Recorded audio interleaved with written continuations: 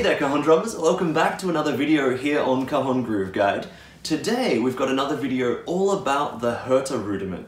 This time we're in the context of a triplet groove and we're going to use two Hertas back to back to create kind of a nice build-up effect just before the big snare accent at the end of the groove.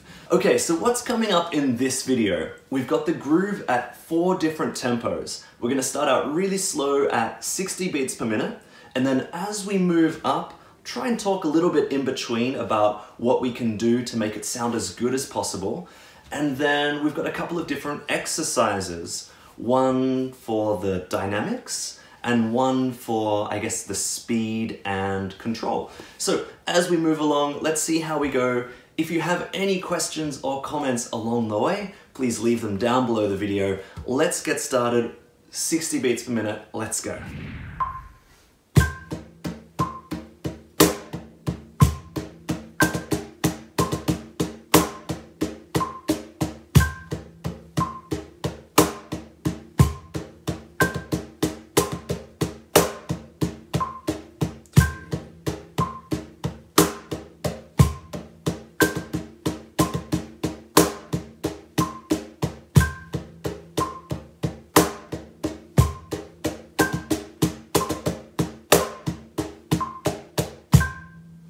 Okay, so now that we've made a start on this groove, let's start taking apart the pieces that are the most challenging. So if you're playing a Herta for the first time, a quick breakdown of that is just, we can use our hands and knees for this, nice and easy.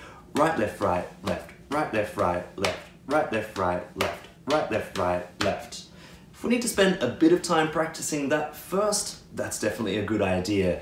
So continuing on now, I think the next tempo we're going to hit is 90 beats per minute, and once we get to the end of that, I've got another exercise that should help with the kind of the speed and control. So let's go through 90 beats per minute and continue polishing this groove.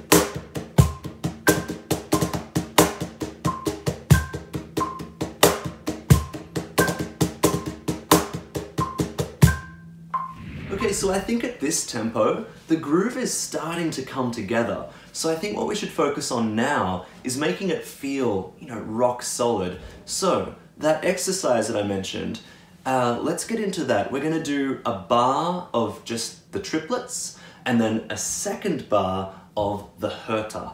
And I think it's really great how well the Herta fits into that triplet feel. So as we go through this exercise, we're going to do it at 90 beats per minute and then 120 beats per minute, and see if you can feel how well they connect together.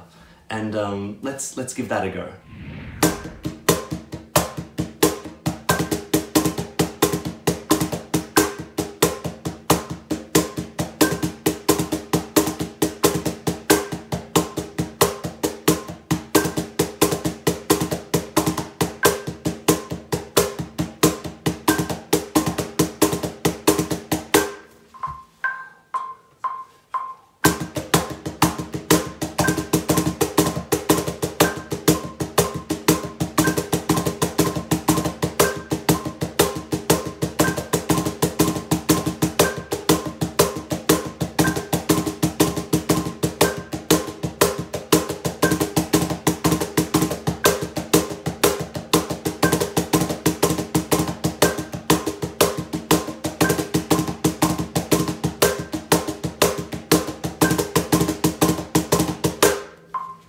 Yeah, so that's an exercise that I really love. I do try to spend a bit of time on it because I know it's helping out with my speed and accuracy when it comes to fitting together those triplets and Hertas, which, as I said before, I feel like is a really cool combination.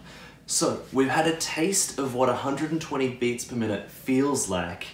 Let's take it across to the whole groove now. And once we've done that, we're gonna focus a little more on dynamics. All right, so let's try the next tempo and then we'll have a look at the next element of this groove.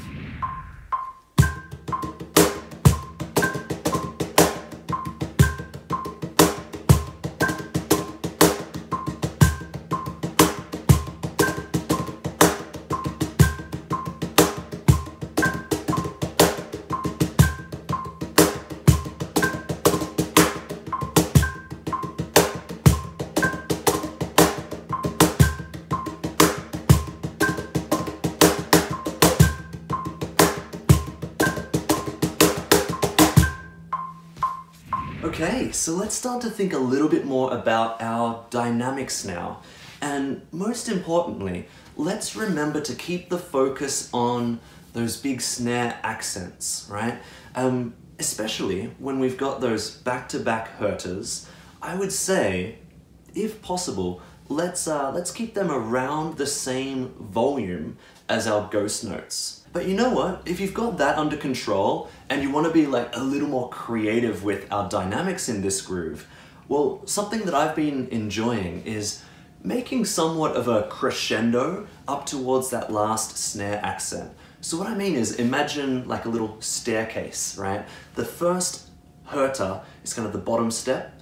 Next Herta, we're going to bring up the intensity, bring up the volume just a little bit, and then finally that all culminates, right, in that last big snare accent. So that's something else that you can try if you want to be a bit more creative with the dynamics. So with that in mind, here's a little exercise that we can use to practice creating that crescendo effect. So we're just going to loop over and over again until it really feels like we've got that nice build up before that last accent. Give it a go, see what you think.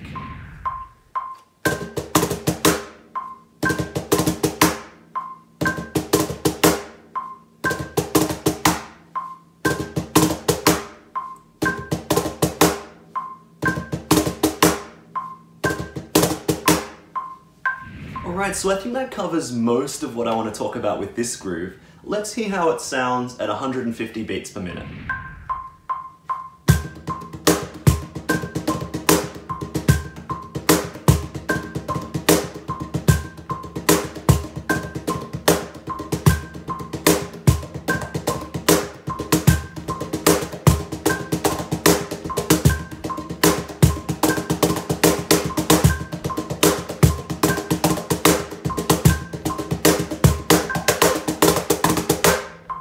Alright, so I think in that demonstration I kept the first 4 rotations fairly stock, but then in the second half got a little more creative with, you know, with accents and things like that. So if you're practicing this groove, have a go doing the same thing.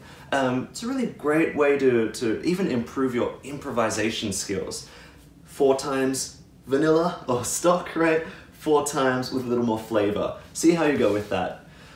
Wow, okay, I think that's pretty much everything I can throw at this groove for today. So thank you very much for watching. If you enjoyed, please give this video a like.